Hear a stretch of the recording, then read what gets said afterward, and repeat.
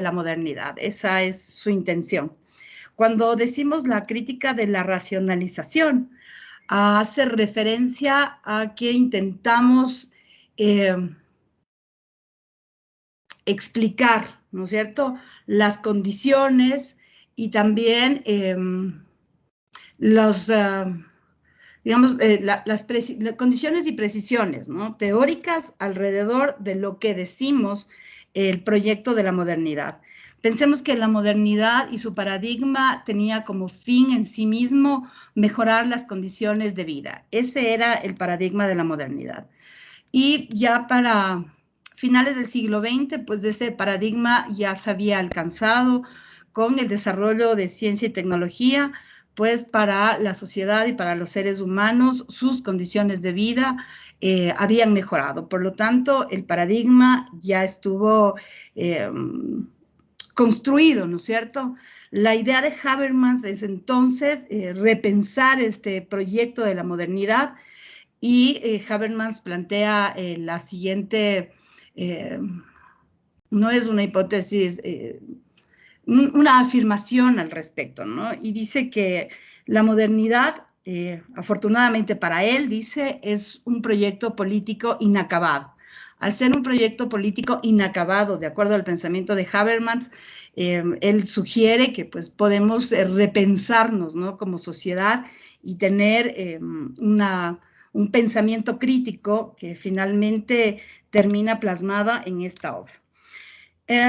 Les decía entonces que el autor hace un esfuerzo por repensar la idea de la razón y la teoría, ¿no? La razón, recuerden que está sustentada en el conocimiento, ¿no?, es decir, en la teoría como base fundamental del pensamiento. La razón permite el reconocimiento del error, pero sobre todo permite, ¿no es cierto?, la posibilidad de la rectificación toda vez que reconocemos el error. Ahí está el valor de la teoría crítica de Habermas, ¿no? Él va a plantear, ¿no es cierto?, y va a mostrar que de alguna forma el modelo político de la modernidad sí cayó, pero que podemos repensar el proceso. Tiene, o alrededor de aquello, despierta una inquietud y dice, bueno, posiblemente no tenemos un nuevo modelo, ¿no es cierto?, para recrear en la sociedad. Y por eso se esfuerza él en hacerlo. Sí, claro, además la idea de la confusión dentro del siglo XX, sobre todo por romper los conceptos de tiempo y espacio, ¿no?, en el ser humano, digamos. Los conceptos de tiempo y espacio eran una certeza hasta este caos que se produce y la confusión que trae consigo el desarrollo de la ciencia, ¿no es cierto?, y la tecnología. Dado que la ruptura de los conceptos de certeza, pues da lugar a una sociedad cargada de incertidumbre que no alcanza, por la velocidad de la transformación, no alcanza a pensarse como civilización y se ocupa fundamentalmente en la ciencia y en la tecnología. Entonces, frente a este conflicto, digamos, Habermas proporciona cierta dirección para el pensamiento y para la propuesta, digamos, de un modelo a partir de un sentido crítico de la realidad y de cómo se había conformado la misma, ¿no? Entonces, él inicia planteando, les decía hace un momento, a la modernidad como este proyecto político inacabado, y se sustenta en la crítica a el modelo estructuralista, ¿no es cierto? Digamos, un modelo estructuralista muy rígido. Fíjense que el siglo XX, sobre todo, es un siglo de certezas, ¿no? O sea, todo es comprobable, todo está expuesto a la comprobación. Un siglo muy, muy binario, ¿no es cierto? O estás dentro de, digamos, dentro de la polaridad del capital o estás dentro de la polaridad del modelo marxista, ¿no? Es decir, es blanco o es negro, no había matices. La ideología más, digamos, más radical estaba implantada en este siglo, sobre todo, y la razón, de alguna forma, sostenía aquel, y solo digo de alguna forma por lo siguiente. Finalmente, en el método científico, al nosotros plantear las variables, sin lugar a duda, quien plantea la variable tiene el poder. ¿Por qué tiene el poder? Porque la variable va a estar acomodada y acolchonada de acuerdo a la intención de la demostración. Por lo tanto, los datos y las evidencias van a estar en esa, digamos, en ese sustento. Fíjense que para aquel siglo se demostraba científicamente que los blancos eran superiores en pensamiento que los negros, ¿cierto? Demostraban, digamos, que la raza, para el momento, en la categoría de la raza, estaba como muy expuesta y sustentaba en mucho, ¿no es cierto?, la propuesta del sistema. La raza blanca era una raza superior. De hecho, en mucho fundamenta la Segunda Guerra Mundial este pensamiento, digamos, ¿no es cierto? Y finalmente lo terminaban demostrando, ¿no? O sea, se demuestra todo a partir de este manejo del poder dentro de las variables para el estudio. Entonces, Habermas, frente a aquello, propone una nueva perspectiva, digamos, para deconstruir el discurso filosófico. Y ojo con la palabra, ¿no? Una deconstrucción. Porque finalmente la deconstrucción, que es una categoría de el maestro Derrida, indica que hay que destruir para deconstruir, ¿no? Que la reconstrucción finalmente no termina como resolviendo nada, sino digamos, en opciones paliativas, ¿no es cierto? Para que no se note, para que pueda ser estructuralmente funcional, pero no tiene cambios que permitan, digamos, un mejoramiento en sí mismo. Por lo tanto, la deconstrucción, ¿no es cierto?, te permite repensarlo desde un principio sin que uses paliativos de maquillaje, digamos, ¿no? Entonces, esta deconstrucción sobre el discurso filosófico en la modernidad lo hace Habermas y se, digamos, tiene un inicio, ¿no es cierto?, en la historia a partir del siglo XVIII. Porque el siglo XVIII, ¿no es cierto?, pues supone ser la primera revolución que habíamos hablado, la francesa, supone el inicio de la modernidad con la primera revolución industrial, luego el siglo XIX, que ya, digamos, prepara todo el terreno para lo que supone ser el siglo XX. Por eso él inicia su pensamiento y su reflexión a partir del siglo XVIII. Sin lugar a dudas, debe reconocer el desarrollo del capitalismo avanzado, ¿no es cierto?, pues que se veía puesto de manifiesto, digamos, desde la Revolución Francesa y luego ya con Napoleón Bonaparte y el inicio de la idea del neoliberalismo sustentado en ese mercado voraz del capital y, claro, ya la vigencia de las revoluciones industriales. Este capitalismo avanzado pues proporciona una nueva disposición dentro de lo social, dentro de lo político y dentro de lo económico.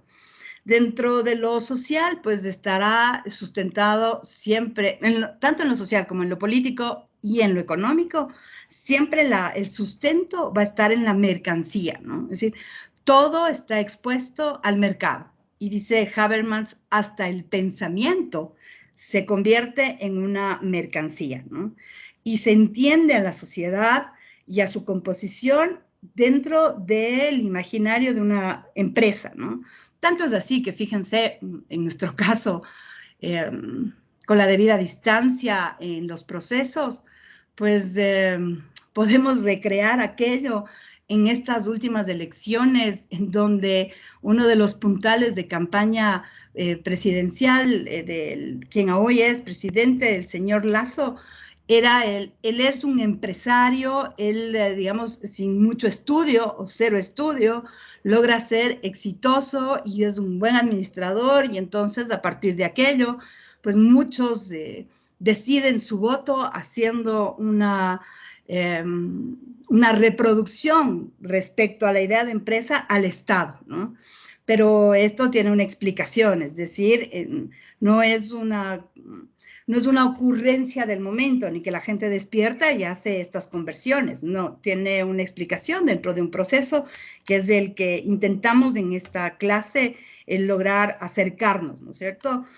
Les decía entonces que esta estructura, tanto social como política y económica, está basada en el imaginario de la empresa capitalista y además, a la par, lo que supondría ser el aparato estatal burocrático que finalmente se va también recreando la idea de un pipón que absorbe, que supone poco más y no a través de los impuestos y los tributos roba, ¿no es cierto? Mete la mano a la gente que trabaja, digamos, con mucho esfuerzo, empeño y ahínco. ¿Para qué? Para ese aparato estatal innecesario. Pues aquí es donde se empieza a recrear, ¿no es cierto?, este imaginario. Finalmente, pues el resultado, y hoy lo podemos mirar, cómo va degenerando el pensamiento, llevándolo a la categoría de mercancía. Y si no, habría que fijarse en muchos de los bestsellers, ¿no es cierto?, ya del siglo XXI, que vienen desde finales del siglo XX, en donde te dan recetas, más o menos, ¿no es cierto?, para ser exitoso, para tener dinero, porque el éxito tiene que ver con el capital y tiene que ver con el dinero y tiene que ver además con esta oposición, ¿no es cierto?, frente al aparato estatal, marcándolo siempre con la idea de la burocracia inútil, gastadora y casi sin sentido. Por lo tanto, para poder recrear esta sociedad, digamos, ¿no es cierto?, capitalista, donde la mercancía es la que rige, pues va a tener al lenguaje como un instrumento a través del cual se va a ir generando pensamientos de homogeneidad, ¿no es cierto?, de colectividad, y esta homogeneidad es la que termina, digamos, por tener un sitio dominante, ¿no es cierto? Y fíjense, el poder se sustenta, como dice Michel Foucault, en las acciones de los participantes, es decir, mientras los sujetos que hacen parte de una sociedad tengan ejercicios, actividades, ¿no es cierto?, y miren, valoren, entiendan y decidan la vida de acuerdo al modelo o de acuerdo al sistema, el poder siempre va a estar sostenido, digamos, ¿no? Y en este punto sí quisiese como aclarar y que quede, digamos, eso, que quede claro, ¿no?, que somos los sujetos actantes quienes afirmamos o reafirmamos el poder. Por eso, y esto es una opinión y un principio personal, personalmente milito en la vereda de enfrente del sistema y de la propuesta, ¿cierto? Recuerdo ese primer día que nos habíamos juntado para este curso, donde les había dicho, bueno, mi cabeza no se vende, ¿no? Y mi cabeza no se vende. O sea, mi cabeza y mi pensamiento no puede estar sostenida en la mercancía, por más plata que puedan pagarme, ¿no es cierto? Pues no tengo un precio para aquello, o sea, no está determinado en el mercado. Pero mientras las personas actúen, signifiquen y resignifiquen, representen todo alrededor de la mercancía, pues estamos condenados más o menos. Bueno, la ciencia para la época está dominando, digamos, ¿no es cierto? O está, sí, dominando, está en un sitial privilegiado, a partir de esta premisa que la condición de la ciencia es comprobar una verdad, ¿no? La ciencia es ciencia cuando logras comprobar una verdad. Sin embargo, el proceso científico es el que se ve manipulado por ahí, ¿no es cierto?, en razón del poder, si quieren ustedes. Pero es indiscutible lo dominante de la ciencia, de la técnica y de la tecnología. Por lo tanto, la distancia entre la civilización, la ciencia y la tecnología, pues cada vez resulta mayor, ¿no? La velocidad y todo lo que esto significa. Tal vez es por este motivo, ¿no es cierto?, que podemos crear o construir, ¿no es cierto?, una premisa en donde se logra afirmar que la dominación de los hombres sobre los hombres está determinada, ¿no es cierto?, a partir de la técnica y de la tecnología, alineándose ahí, ¿no?, la política, la economía y lo social. Es posible, dice Habermas, que esta época sea la época de la esclavitud. Un concepto que hoy está, bueno, no hoy, pero que sí en el siglo ya XXI, pues está muy expuesto a la discusión y al pensamiento académico, ¿no es cierto? Esta esclavitud a la cual nos ha sometido la técnica, la ciencia, la tecnología. Pues fíjense en ejemplos tan simples como si ustedes van a hacer un trámite de cedulación, se les perdió, se les caducó, lo que sea, ¿ya? Y van al trámite de cedulación. Y al llegar les dicen, no, aquí dice que usted está muerto. Y vos le dices, ¿cómo voy a estar muerto? O sea, ¿no me ve aquí? No, el sistema dice, ¿no es cierto? Aquí la computadora dice. Entonces, los objetos dejan de ser objetos realmente y se convierten en sujetos, y los sujetos dejan de ser sujetos y se convierten en objetos, ¿no? Para la reproducción en la industria, por ejemplo, del espectáculo y de la información también, pues los sujetos hace muchos siglos atrás dejamos de ser sujetos y nos convertimos en objetos de imagen, ¿no? Y vamos construyéndonos alrededor de aquel. Por eso la afirmación de la dominación de los hombres sobre los hombres, ¿no? En el sentido de la técnica, la ciencia y la tecnología, en donde se van adaptando y adoptando lo político, lo social y lo económico. La sociedad del capitalismo, aliada a esa idea de la sociedad del desarrollo, pues construye un imaginario de la mirada opulenta, o sea, del tener, del comprar, y a esto lo traducimos, ¿no es cierto?, como lo exitoso, como lo satisfactorio, cuando de verdad en esta carrera de la mirada opulenta, pues terminamos cada vez en el desgaste brutal de lo que significa el ser humano, ¿no es cierto?, como tal, por no poner la categoría de hombre. Y entonces, bajo este panorama, pues la pregunta sería, ¿qué importancia puede tener la teoría crítica en el desarrollo de la sociedad, ¿no? Pensando al espacio de lo social también como una ciencia, porque fíjense que para el siglo XX, pues hay un divorcio brutal entre las ciencias sociales, la humanística, y las ciencias duras, creyendo o pretendiendo que las ciencias duras, ¿no es cierto?, son las únicas que pueden categorizarse como tal, ¿no? Mientras que lo social y lo humanístico pues era así como una suerte de ocio, de desocupados que no están aportando al desarrollo, porque el desarrollo estaba sosteniendo, ¿no es cierto?, la transformación de la ciencia, de la técnica, de la tecnología, y claro, esto estaba aliado a la mirada opulenta del tener, comprar, a la mercancía, al mercado, de tal suerte que lo social no contaba. Así que bajo este paraguas, Habermas declara que ya,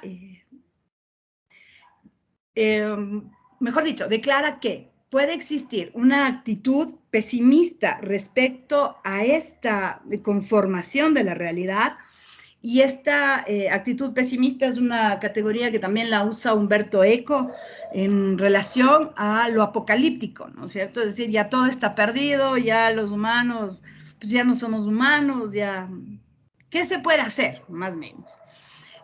Sin embargo, pues también hay una luz, ¿no es cierto?, que supone ser, bajo la idea de Umberto Eco, los integrados, ¿no? O sea, quienes logran entrar en esa realidad, pero no en una suerte de adaptación a la misma y de adoptar aquello como única verdad, sino adentrarte para romper, para fracturar, ¿no? Creo que esa es una de las razones por las cuales soy profesora. Respecto a aquello, ¿no? Pues aparece en Europa una corriente importante a la que siempre vamos a recurrir, que son la escuela frankfurtiana, en donde Adorno, en donde Marcuse, pues Adorno sobre todo va a proponer esta categoría, ¿no es cierto?, teórica, filosófica, que es la de la industria de la cultura. Es decir, esa homogeneidad de la sociedad, pues responde a una industria cultural, ¿no? Y usan a los medios como vehículos culturales que van homogeneizando, ¿no? Entonces vos vas traduciendo y vas valorando a los buenos y a los malos, y qué hacen los buenos y qué hacen los malos, y así esto se va reflejando en la sociedad. Frente entonces a esta posibilidad de crítica, se abre sin lugar a dudas la idea de la liberación, ¿no es cierto?, de la homogeneidad, de este sistema que estaba rigiendo, ¿no?, toda la sociedad y sus componentes. Esta liberación que va a pensar en la razón como la posibilidad de la equivocación, pero también de la rectificación. Para esto, entonces, él propone y hace como una misión, ¿no es cierto?, la crítica a la modernidad, pero y sobre todo también las alternativas de superación, ¿no es cierto?, que nos pueden liberar de esa esclavitud a la cual habíamos sido sometidos sin darnos cuenta, creyendo de manera reducida que ser esclavo era tener cadenas, ¿no es cierto?, candados, y como que había un título de propiedad sobre vos, entonces en ese momento eras esclavo, pero no, la esclavitud de la modernidad fue una esclavitud mucho más eficaz que aquella, porque esta primera esclavitud pues hacía que las personas, ¿no es cierto?, pudiesen decir, puede que tenga cadenas, pero mi cabeza, mi corazón es libre, mis ideas. Aquí no. No teníamos cadenas físicas, pero no teníamos posibilidad de pensamiento, no teníamos posibilidad de liberación. Y estábamos, digamos, más esclavizados que nunca. Y además en un apuro brutal del éxito en lo salvaje del mercado capitalista, ¿no? Entonces, pues al observar esta realidad, ¿no? Pues se plantea las alternativas que puedan superar o romper, ¿no es cierto?, la esclavitud de la homogeneidad, y presenta un pensamiento donde la ética del discurso va a suponer, ojo con la palabra ética, ¿no?, que está del ethos, del griego, del dentro, ¿no?, desde dentro hacia afuera. Para eso, ¿no es cierto?, él plantea ciertos instrumentos de liberación, porque así como hay instrumentos de esclavitud, pues él en su crítica plantea instrumentos de liberación. Y sostiene que finalmente, con el respeto a la razón, ¿no es cierto?, y desde el reconocimiento del otro, no solo del nosotros, sino del otro, pues es posible abrir un debate en donde todos los actores puedan tener, ¿no es cierto?, una participación. Así, los conceptos de Habermas se van a plantear. El primero está sobre la acción comunicativa. Esta acción comunicativa, pensando que la comunicación te da la posibilidad del encuentro con el otro, ¿no? Porque la comunicación es una acción que siempre va a tener un deseo. Y para que ese deseo tenga una materialidad, requiere de un encuentro con el otro. En relación a este primer instrumento de la acción comunicativa, pues Habermas tiene una fundamentación metodológica dentro de las ciencias sociales. Por lo tanto, en principio había que validar a lo social como ciencia, ¿no? Por lo tanto, se va determinando el proceso o se va llevando el proceso científico hacia lo social. La racionalidad, dice entonces, está dentro de la capacidad de entendimiento que pueden tener los sujetos, ¿no? Pero no todos. Serán los sujetos que tengan la capacidad del manejo del lenguaje. ¿Por qué? Porque el lenguaje, al ser una construcción de los seres humanos, es lo que permite recrear el sistema y sostener el poder, dice, ¿no? Este lenguaje, ¿no es cierto?, habría que tener, el lenguaje debiese tener un mayor detenimiento respecto a las creencias e intereses de quien emite, ¿no es cierto?, un mensaje, de quien recrea una realidad, de quien presenta un hecho. Si nosotros logramos, ¿no es cierto?, tener claridad sobre las creencias e intereses de quien construye el discurso, digámoslo así, pues podríamos tener la capacidad de aceptarlos o no aceptarlos. ¿Me explico? Pero si nosotros no manejamos el lenguaje para identificar las creencias e intereses del otro, pues estamos condenados a la aceptación. Es decir, si nosotros consideramos que esto que pasa en Afganistán, ¿no es cierto?, responde, ¿no?, a una decisión equívoca de Biden, que no logra identificar o no logra tener la política o no logra continuar con la política que tenía Donald Trump, y que por eso es que ahí se están matando y llegan los talibanes y están disparando a la gente y los otros corren y pasa todo este caos, pues no entendemos nada. Si miramos la fuente y miramos, ¿no?, cuáles son las creencias e intereses de la CNN, cuáles son las creencias e intereses del país, de España, cuáles son las creencias, si me explico, podríamos entonces sí tener una posibilidad, una decisión de aceptar o no. Pero si no lo tenemos, estamos condenados, ¿no? Por lo tanto, ahí es donde entra la idea de la razón más allá de la misma racionalización.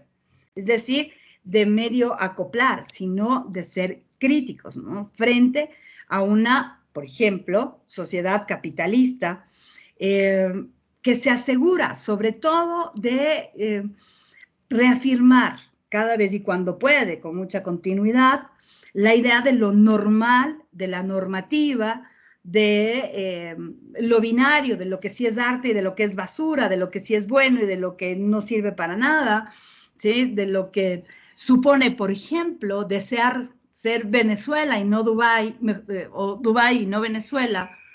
Y habría que ver el aeropuerto de Quito cómo está, ¿no es cierto?, de este Dubái imaginario. Eso respecto a la acción, ¿sí? Luego, o en el segundo momento, habla sobre la universalidad y la racionalidad. La universalidad, ¿no?, corresponde, digamos, a uno de los puntos más vulnerables que puede tener la modernidad. ¿Por qué? Porque no todo puede ni debe considerarse universal, ¿cierto? Sí necesitamos llegar a generalidades para lograr determinar categorías, pero lo universal, es decir, absolutamente todo lo que muestra a los talibanes en este momento es malo, ¿no? Es una torpeza, porque fíjense que los talibanes eran los mejores amigos de los estadounidenses en los 80, del siglo pasado, o sea, ni siquiera estamos hablando del siglo XVIII. Sí, digamos, no podemos hacer una valoración universal, pero esta sí es una base en la estructura de la modernidad, la idea de la universalidad, porque a la idea de la universalidad, pues es más fácil poner una base regente para construir la homogeneidad. Y la racionalidad, que supone ser el quitar, ¿no es cierto?, para acoplar y lograr esto que dice la gente, entender, más que explicar. Entonces la gente cree que cuando entiende, está todo bien. Pero no, cuando entiende, realmente hay un problema. Porque no tienes discusión, no tienes preguntas, no tienes dudas. Está acoplado, está entendido, está acolchonado, como diría Zizek, ¿no? Sin embargo, cuando vos puedes explicar, cuando te cuesta, ¿no es cierto?, aceptar aquello, pues, y aparecen las dudas y aparecen las interrogantes, y no aceptas una verdad tal cual, como te la han mostrado, pues siempre hay la posibilidad, ¿no es cierto?, de transformar y de mejorar. Pero finalmente, piensen ustedes que el lenguaje también en este momento va a estar al servicio de esta coordinación social para sostener lo que decimos una normalidad. Pues ahí van a existir estas dicotomías culturales, si quieren ustedes, ¿no? Y digo esto por lo siguiente. Con lo sucedido en Afganistán hay una importante y seria preocupación en el tema de género respecto a lo que supone ser los derechos para las mujeres en un califato islámico, ¿no es cierto?, donde el Islam va a regir. Sin embargo, no consideramos lo que sostiene, ¿no es cierto?, la cultura del Islam, porque si reconociésemos esa cultura, podríamos, ¿no es cierto?, tener un pensamiento, plantear alternativas y una postura más crítica que la reducción a una lógica eminentemente occidental. Entonces, desde nuestra lógica, nunca, jamás vamos a intentar siquiera acercarnos a aquello. Por lo tanto, si se fijan, también se construyen estas barreras culturales para juzgar, ¿no es cierto?, para normalizar y juzgar lo que sí y lo que no.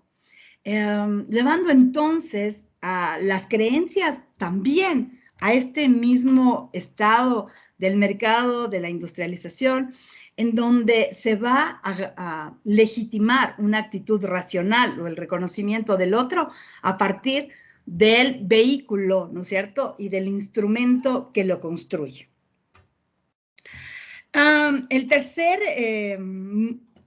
tercer postulado, digamos, de Habermas es el consenso como un fundamento de verdad, ¿no? Y es bien interesante el consenso como un fundamento de verdad porque ahí se sustenta esta, para mi gusto, ¿no? Y lo que voy a decir es una interpretación personal. Y cada vez que tengo un acercamiento teórico con mis estudiantes, sí lo aclaro, ¿no es cierto?, cuándo es mi pensamiento, cuándo es el del autor, y digamos, en mi pensamiento encuentro que el consenso como fundamento de la verdad son estas falsas democracias, ¿no es cierto?, que nos hacen creer que a través de un voto legitimamos una propuesta cuando de verdad el voto resulta una manipulación y esto haría que el resultado sea una manipulación.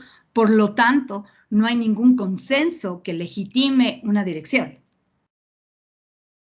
¿Me explico? Sin embargo, para ejercicio de la modernidad, pues el consenso va a sostener la verdad, ¿no? Y díganme si no es una verdad a partir del consenso que el señor Lasso gana para presidente de este país, pero no tiene ni 3 meses en el ejercicio del poder y encima ya tiene a un colectivos sociales, digamos, a una oposición importante que en 3 meses es un tiempo en el cual no se debiese evidenciar si fuese producto de un consenso, ¿no es cierto?, que llega finalmente a fundamentar la verdad, que eso es lo que quería el pueblo. Clarito está que estos ecuatorianos no hemos querido lo que está presentando el señor Lasso, pero bueno. Entonces, dice Habermas, ¿no es cierto?, el consenso se va a recrear en este manejo, ¿no es cierto?, o en esta manipulación de lo social a través de canales que van a dividir a los participantes, logrando alinear, ¿no es cierto?, en sus filas a quienes o sea, no quisiera usar esta palabra, pero más es así, no sé cómo vas a explicarlo, a quienes no piensan y aceptan las verdades así, porque así dicen que es, y esto es malo, y esto es bueno, ¿no es cierto?, alrededor de los consensos, porque se presenta uno y dice, todos los ecuatorianos creemos, aparece Montúfar, y él es todos los ecuatorianos, y aparece el sinvergüenza de Villavicencio, porque el señor sí es un sinvergüenza, de verdad, casi delincuente, Ovalda, y ellos representan, ¿no?, y finalmente A partir de estos imaginarios, ¿no?, que carecen de pensamiento, se va sustentando la idea del consenso y vamos definiendo lo que sí de lo que no, dejando en la división de los participantes, ¿no es cierto? Y condenando a quienes, también lo voy a decir desde la primera persona, a quienes tenemos un pensamiento marxista, ¿no?, y una construcción marxista, juzgándonos como, digamos, como más cerca del demonio, de lo malo, de lo pobre, de lo feo, ¿cierto? Y dando el resplandor que supone este consenso de la mayoría. ¿Quién no le gusta el sol, el progreso, la Ford F-50 en una ciudad que no necesita y no hay ni parqueaderos para aquellos, pero yo tengo, ¿sí? Entonces se van, aunque no tengas, si tengas un Spark, te vas a alinear, ¿no? Hoy conocidos como florindos. El sujeto entonces va, digamos, en esa triste realidad, va poniéndose, ¿no es cierto?, dentro de las reglas de la acción, de esta acción que significa el actuar, el decidir, el valorar y el pensar en un mundo que ha sido recreado a partir de lo que he mencionado antes. Se pregunta entonces, y dice Habermas, ¿por qué la gente actúa así? Es decir, ¿por qué la gente no piensa, no reflexiona, asume verdades, las reproduce?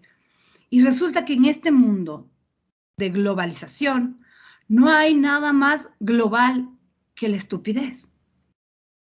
Entonces, ¿por qué la gente actúa así? Que además de esta inquietud, me parece que es una inquietud que se reproduce mucho en la discusión y en el pensamiento teórico, porque Zizek también hace una afirmación y dice, bueno, la gente no sabe lo que desea, pero lo desea.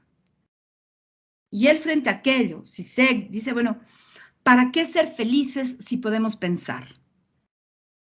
Porque finalmente la idea de la felicidad construida, ¿no es cierto?, bajo este paraguas de la modernidad, en los vehículos culturales y todo lo que hemos podido hablar, y el mercado voraz, y la mercancía, y pues la felicidad te da siempre o estará determinada fundamentalmente en la materialidad, ¿no?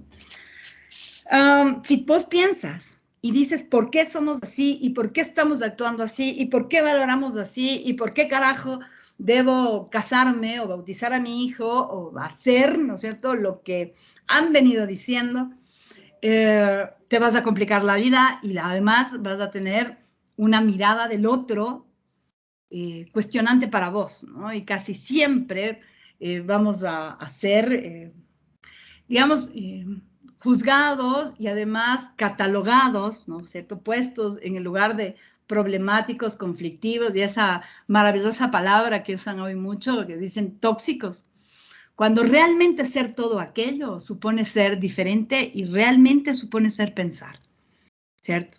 Porque si no hay problema, ¿qué nos queda? Los problemas deben ocuparnos más que preocuparnos, ¿no? Nos deben ocupar la cabeza, o sea, nada puede ser una casualidad, ni un golpe de la suerte. El cuarto momento o el cuarto precepto dice o habla sobre la dictadura de los medios de comunicación. Y sí, es indudable, ¿no es cierto?, el poder que tienen como vehículos culturales los medios de comunicación, ¿no es cierto?, quienes a través de lograr el paradigma de la comunicación, que era comunicar al mayor número de personas en el menor tiempo posible, que lo logran, cómo ellos construyen verdades que los otros normalizan y las aceptan tal cual. Una situación pasa, sucede, si se muestra, ¿no es cierto?, en los medios. Si no está en los medios, es porque no ha pasado. Entonces, si el fin de semana decíamos, ven lo que pasa en Afganistán, entonces vos de una vas, entras y buscas, ¿no?, ¿qué dice la CNN? Solo si lo vemos, lo reconocemos. Pero si no tuviésemos estos medios, ¿no es cierto?, que te dan esta información al mayor número de personas en el menor tiempo posible, lo que sucede en Afganistán, ¿a quién le hubiese despertado interés real? Y por estar ocupados en lo que pasa en Afganistán, no estamos mirando, ¿no es cierto?, la recesión que significa para el mundo nuevamente un conflicto en los gobiernos árabes, que realmente debería despertar nuestra atención más allá, ¿no es cierto?, más allá de lo que corre, lo que está en el aeropuerto, ¿no? Ya poco y menos nos hacemos una serie de Netflix que yo les aseguro no pasarán muchos meses. Aquí vamos a tener un documental, una serie, ¿no es cierto?, de los sucesos en Afganistán, en donde además youtubers que digamos que que no tienen no tienen con qué construir discursos más que el que a mí me tenga que sea de ser, porque uno me salió bien y tuve muchos me gusta y ahora tengo un millón de me gustas. Van a ser los relatores de aquellos, me refiero, porque ayer, por ejemplo, en el Twitter decían, hay un youtuber, me enteré que había un youtuber que es tienda, no sé qué, ¿ya?, que recién había estado en Kabul, recién, julio, ¿no? Pero que será de los pocos registros que se tendrá de Afganistán y de Kabul antes de lo que ha sucedido en estas horas. Y entonces un youtuber va a ser el registro y a través de lo cual los sujetos se van a construir una verdad de lo que sucede. ¿Me explico? Díganme entonces si no tenemos o vivimos en una dictadura de los medios de comunicación, quienes indiscutiblemente son la autoridad para legitimar que algo existe o que algo no existe. Como quinto Y que no precepto... y que no necesariamente están en lo correcto, ¿no? Los No, medios de pues, comunicación. pero por Ah, supuesto. De hecho, si vos regresas, ¿no es cierto?, al precepto de la universalidad y la racionalidad, y vos no mejor dicho, al precepto de la acción comunicativa, en donde si no identificas intereses, ¿no es cierto?, creencias e intereses de quien construye el discurso, pues no estás entendiendo nada. Porque lo que vos vas a entender a través de la creencia y el interés de quien lo transmite. ¿Sí? Y entonces ahí están los medios de comunicación de los que habla Habermas, ¿no? ¿Qué hacemos frente a aquello? ¿Sí? Y es aún hoy, digo, mucho más peligroso cuando esto está, digamos, a través de personas que no tienen idea de lo que están haciendo, pero lo hacen. Y me refiero a estos youtubers. Que sí, que va Luisito Comunica a Kabul para ver lo que comen y lo que hay en el supermercado, ¿no? Pero todas esas imágenes, todo ese registro, ¿no?, ya te construye un imaginario que realmente está a las creencias de Luisito. Y si vos le preguntas a Luisito, ¿por qué estás haciendo esto que haces? O sea, porque verán, en serio, así como trabajar para otros y no mucho, y como me gustaba viajar, y entonces yo dije, bueno, vamos a hacer un registro. Y a la gente le empezó a gustar, y yo empecé, y vos dices, ¿qué carajo, en serio? Y a partir de aquello, ¿no? Vos vas a construir, ¿no? Si antes las creencias y los intereses estaban en los grandes medios, en Hollywood, en estas transnacionales de la información que tenían o sea, monopolizado, ¿no es cierto?, los hechos y te lo mostraban como quieras. Hoy, de en serio que está más grave. El quinto precepto, les decía, es el lenguaje visto como una acción e interpretación, ¿sí? Y cuando hablamos de lenguaje visto como una acción e interpretación, pues hay que necesariamente pensar al lenguaje como una construcción humana. Por eso, si es una construcción humana, necesariamente va a estar sujeto a una interpretación. Y como es un lenguaje que está dentro de la comunicación, pues supone una acción, porque cada vez que nos comunicamos, o sea, usamos lenguaje, deseamos algo. Y para obtener ese algo requerimos acciones, ¿no? O sea, debemos ejercer, o sea, hacer algo.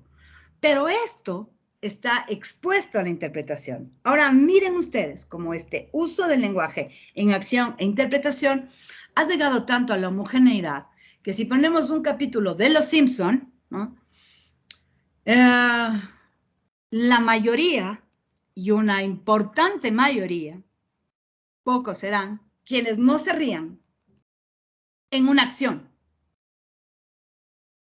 donde se usa un lenguaje, pero hay una interpretación homogénea. Por lo tanto, esa idea, ¿no es cierto?, romanticona, cursi y nada real, que es cada uno piensa porque cada uno, no es que, si fuese cada uno, pues no tendríamos una risa colectiva, pues. Si fuésemos cada uno, el Luisito Comunica, de pronto, en serio, no tendría, no sé cuántos millones tiene, 40 millones de seguidores. Los gemelos, no sé cuántos. Martínez, que esos españoles que fueron a Estados Unidos, que eran no tendrían todo, no sería de ese modo, ¿no? Sino es gracias a esta homogeneidad respecto a la interpretación, porque finalmente la interpretación es una representación del poder. Y ahí se sostiene. Cada vez que nos reímos de la estupidez, estamos sosteniendo aquello. Y el último precepto, que es el sexto, es la división moderna que hay sobre la cultura, ¿no es cierto? Y digo, la definición moderna sobre la cultura, pues está determinada tanto en la acción, como en el lenguaje y como en el consenso, ¿sí? En la acción, que es lo que fundamenta la teoría a partir de digamos, a partir de las acciones de los sujetos, ¿ya? Luego, el lenguaje que siempre va a estar al servicio del poder, porque lo van a usar como un instrumento de homogeneidad. Y el consenso para considerar, ¿no es cierto?, o para juzgar o para sustentar lo que sí está bien de lo que está mal, de lo bonito de lo feo, ¿sí? De lo digerible de lo no. ¿Me explico? Esas son las tres esferas en donde se va a sostener, ¿ya? ¿Tienen alguna pregunta sobre estos conceptos de Habermas en los cuales, o a partir de los cuales, él fundamenta su crítica al proyecto de la modernidad y además, por qué afirma que es un proyecto político inacabado y sobre todo, a través de sus mismos postulados y de su crítica, plantear las alternativas que están dentro de los preceptos que él busca, ¿no? ¿Está claro? Profe, Sí. más que una pregunta, ¿qué libro puedo leer para profundizar? La teoría crítica de Habermas. Ya, chévere. Ya, la teoría. A ver, no creo que se vayan a mandar las 500 hojas, que es la teoría crítica, pero sí les puedo recomendar. No recuerdo exactamente. Hay un ensayo. Déjenme, busco la fuente, ¿no es cierto?, de un ensayo que recrea, ¿no es cierto?, y que explica también estos conceptos y estos preceptos de Habermas respecto a la modernidad. Pero el libro base, ¿no es cierto?, es Habermas y la crítica de la modernidad. Ese es el texto que acabamos de hacer en esta clase. Razón por la cual a veces los ojos no me funcionan. Solamente para aclararles y explicarles además en qué va a consistir su trabajo, ¿no es cierto?, en relación a Habermas y su teoría crítica y además las alternativas frente a este proyecto que para él está inacabado. Voy a repetir los preceptos, ¿no es cierto? Primero, es la acción comunicativa, como les había mencionado. Lograr identificar estas creencias y estos intereses, ¿no es cierto?, que dan lugar, ¿no?, a que los sujetos asuman una verdad sin objeción, sin preguntas, sin, digamos, sin interrogantes y la acepten tal cual, ¿no? ¿Cuál sería, entonces, la alternativa frente a la acción comunicativa de la modernidad? Sería que los otros, que venimos a hacer nosotros, ¿no es cierto? Digamos que los sujetos tengan la posibilidad de explicar qué interés tiene, ¿no es cierto?, en qué cree y qué pretende la CNN al mostrarnos un Kabul donde hay unas, digamos, enormes, largas filas de autos y gente corriendo. ¿Qué nos quiere mostrar? ¿Qué pretende? ¿Qué desea? Porque la otra sería, en el proyecto de la modernidad, sería decir, sí, estos talibán, ojo, no es que yo esté defendiendo a los talibanes, ni mucho menos, ¿no es cierto? Lo que intento es mostrar o evidenciar ante ustedes que lo que estamos mirando no es la única verdad. Pero sobre todo, ¿por qué estamos mirando esa y no estamos mirando otra? Porque en la CNN no está, por ejemplo, en el registro de la CNN, no está, por ejemplo, el registro que hay en una página que se llama Sur, en donde está una mujer caminando así, como muy apresurada, ¿no? Ya vienen los talibanes, entonces está apresurada y está no está con una burka, pero sí está con el velo y del traje, pero no burka. Y entonces le para uno de estos combatientes, talibanes, y le hacen, o le obligan a que ella se hinque, ¿no? Y entonces él empieza a profesar, ¿no es cierto?, las leyes del Islam y le da un disparo en la cabeza. Y le mata ahí, delante, o sea, en la vía, en la vereda. Entonces, ¿por qué el uno nos presenta una cosa y el otro otra? ¿No es cierto? Lograr identificar qué estamos haciendo, qué nos están presentando. En relación a la universalidad y a la racionalidad, ¿no es cierto? Mostrar cómo se construye el imaginario de lo universal. Es decir, todos los talibanes, todos, ni siquiera talibanes, todos los islámicos son unos extremistas que odian poco más a las mujeres y que además tienen una violencia que pueden asesinar a alguien en nombre de su fundamento, ¿ya? Y así son todos. Y en serio que no todas las personas que practican el Islam son así. Es decir, la idea de lo universal estaría rota, ¿no? Pero pensándolo y aliándolo con el anterior.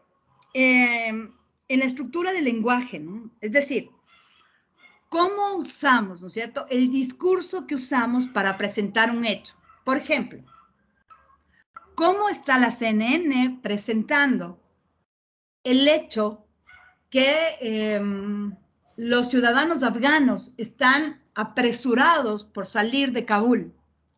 ¿Qué están mostrando primero? ¿Sí? ¿Qué están mostrando luego? ¿Qué lenguaje están usando? Conciliador, de terror, violento, ¿qué están haciendo? O sea, ¿cómo lo están estructurando para que las personas en la homogeneidad y más occidental, pues recreemos una suerte de resistencia y de condena para el Islam, ¿sí? Y digo esto porque recuerdo que ayer, cuando yo hacía esta búsqueda de fuentes, pues había un titular, no recuerdo si era la BBC o era el CNN, pero sí era una internacional que decía, lo que sucede en Afganistán no está lejos. Y enseguida pasaba una declaración que hacía un combatiente que estaba entrando al salón presidencial, porque ya el presidente se había ido corriendo, y decía, esto no es solamente para Afganistán, esta guerra es para el mundo. Y nosotros iremos tras el mundo occidental. Ahí está la estructura del lenguaje. ¿Qué hacemos frente a aquello? ¿No es cierto? Es decir, ¿cómo construir? El consenso como fundamento de verdad, que es el siguiente, ¿no?, que es el tercero. este imaginario alrededor del Islam, ¿no es cierto? Por las acciones de una célula, que son los talibanes, otra ISIS. Talibanes son porque ahí estaba el Osama, ¿no? Por eso se crea toda la idea. Otra célula es el ISIS, que son, sí, violentos, es muy fundamental de lo que ustedes quieran, pero eso no es todo el Islam. ¿Me explico? Sin embargo, para el mundo, si uno hace una indagación, pues la mayoría, o lo que podemos creer como mayoría, habrá un consenso respecto a la negativa del Islam. Tanto así, y ahí se va a sostener, por ejemplo, políticas de Donald Trump para no dejar entrar a ciudadanos afganos, libaneses, de Afganistán, ¿me explico?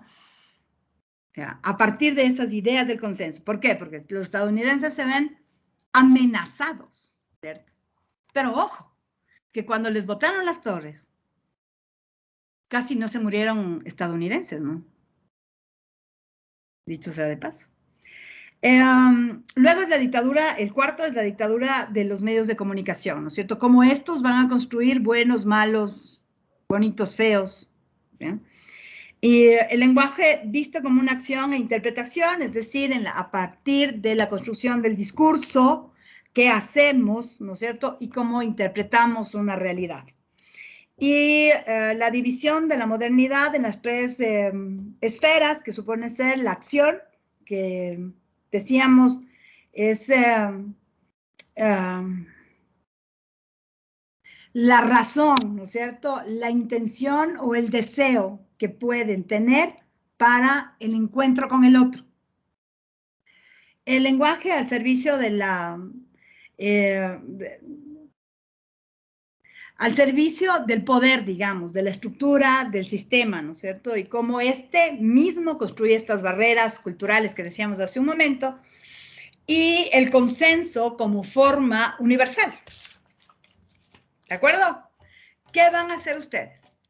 Van a buscar una práctica cultural, sino un hecho como el que yo intenté ejemplificar, que es el de Afganistán, si no es hecho, puede ser una práctica, puede ser un producto, me refiero a que puede ser una película, puede ser una serie, puede ser un hecho, puede ser ese 11 de septiembre, ¿no es cierto?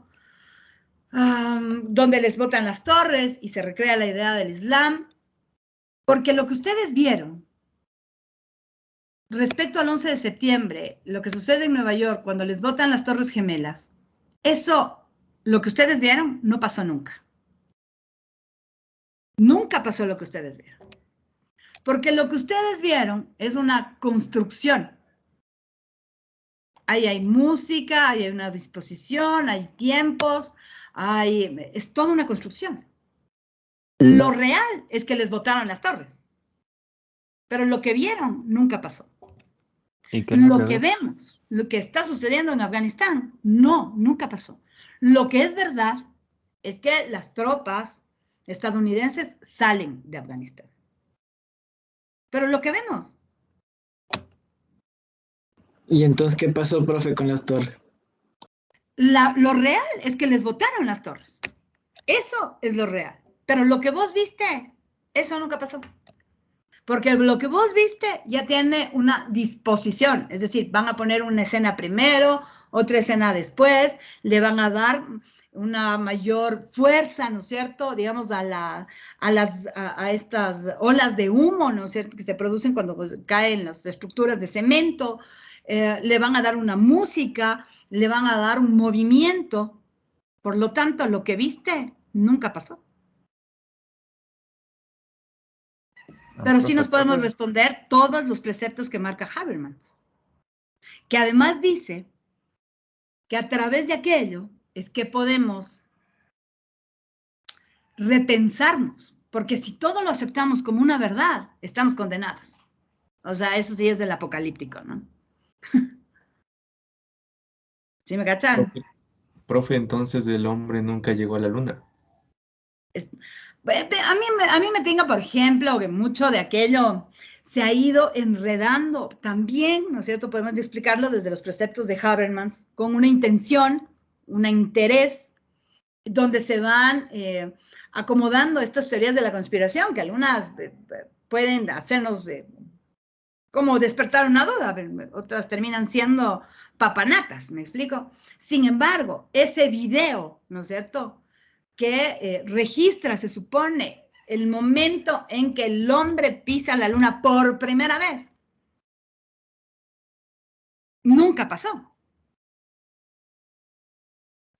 O Como sea, vos lo estás viendo. Porque para que vos lo veas, ya tuvo, ya estuvo, ya... Cada vez que hay mano humana, ya hay duda, verán. Por ejemplo, si ustedes van al libro de Habermas y a la teoría crítica y ustedes lo leen, ¿no es cierto? Esa es su lectura. La clase que acabo de compartir ya no es, porque esa clase, o sea, mi lectura ya pasa por mi cabeza, ¿me explico? Ya está trabajado a mi estructura.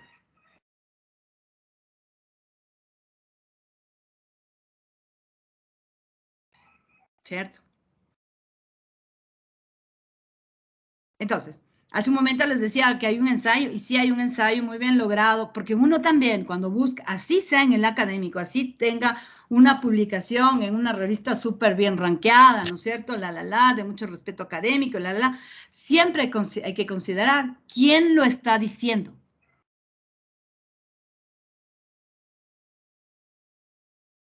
Porque finalmente, esto que acabo de compartir, lo estoy diciendo yo, sí, del pensamiento de Habermas, pero lo estoy diciendo yo. Y que lo diga yo, ya tiene su carga.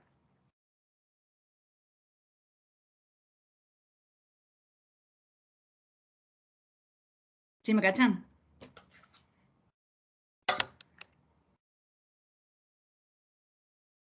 ¿Sí? Entonces, ¿qué van a hacer ustedes? Van a buscar una práctica cultural, un producto o un hecho y van a trabajar los preceptos de Habermas, ¿no es cierto? Un poco como yo lo he intentado hacer en relación al hecho de Afganistán de las últimas horas. Hay algunos titulares de lo de Afganistán que dicen: estadounidenses abandonan, tropas estadounidenses abandonan Afganistán. O sea, así como que se despertó un día el Biden y dijo, que salgan. Y así no fue. Pero si vos te quedas con eso, dices, bestia, que gringos irresponsables, o sea, debieron haber hecho una transición, algo, ¿no? No levantarse un día y agarrar sus cositas y ya nos fuimos, después de 20 años. Pero, y si vos te quedas con eso, ¿no es cierto? Podrías tener una idea que no es. Pero sí Entonces, ¿qué haces frente a eso? Dime qué dices. hay otros títulos peores que dicen que los afganos vencieron a las tropas de Estados Unidos. Ya, gacha. Y la ver, o sea, y si uno busca, ¿no es cierto? Puedes ir vos como contrastando. Y vos vas a ver que desde que gana Biden, digamos, esta célula talibán dentro del Islam, pero es una célula solamente, esta célula estaba metiendo presión y presión y presión, ¿no es cierto? De a poco. Pero Biden también tiene, digamos, una línea del manejo geopolítico de su nación, ¿no? en el mandato de él. Y no puede irse contra aquello, ¿no es cierto? Entonces, si vos te fijas, hay mucho donde resulta que no ha habido nada mejor en este mundo mundial, universal, que el Donald Trump. Porque gracias al Donald Trump es que hemos tenido algo de paz. Y han estado quietos esos talibanes. ¿Se dan cuenta que es una construcción bastante conveniente, pero nada certero, nada verdad? O que no se pega a lo que sucede. ¿Sí me explico? O sea, imagínate eso, con que las tropas, o sea, con que estos milicianos talibanes van a vencer a semejantes bases militares de los gringos, así de un día para el otro, porque ya llegamos. O los otros dijeron, sí, ya nos vamos porque qué miedo, nos están apuntando. No, no. Así no es la vuelta. ¿Preguntas? Si puede subir ese ensayo de Habermas para igual Ajá, leerle. ya voy a buscar, o sea, primero tengo que buscarlo. Pero vean, pero tienen que, así, al Kevin le voy a decir, porque él suele ser insistente conmigo. Vos así escríbeme hasta que yo te conteste, mándame los audios y todo, hasta que yo te conteste, te diga, sí, ya te voy a subir, o ya voy a subir. Pero si no, con el tema del ojo y todo, y las clases, y ya estamos en la recta final, además, soy súper despistada, y esa es la razón mayor, ¿no es cierto? Soy así, despistada. Lo escribo como tóxico. ¿Ya? Sí, para el ejercicio, por ahí tienen alguna pregunta, ¿no es cierto? Están enredados en algún precepto. Ustedes escríbanme nomás y podemos hacer como una pequeña reunión en el Teams y lo hablamos, lo discutimos, los vamos delineando y vamos perfilando, ¿de acuerdo? Ya saben, lo hacen en grupos. Yo sí tengo una preguntita. ¿Cuáles eran los preceptos de Habermas? Ya, déjame en la clase. A ver. La acción comunicativa. 1. 2. La universalidad y la racionalidad. 3. La estructura y el lenguaje. A ver, la acción comunicativa 1, la universalidad y la racionalidad, la estructura del lenguaje, el consenso como fundamento de verdad, la dictadura de los medios, el lenguaje visto como acción e interpretación y la división de la modernidad en la cultura sobre 3 esferas, que es la acción, el lenguaje al servicio del poder y el consenso, como el canal de legitimación. Profe, usted siempre que dice que nos portemos mal, Sí. No hacer la tarea implica portarse mal, ¿verdad? Entonces, Implica una decisión, sí, claro, una decisión. ¿tiene consecuencias o nada? Toda decisión tiene consecuencias, absolutamente todas.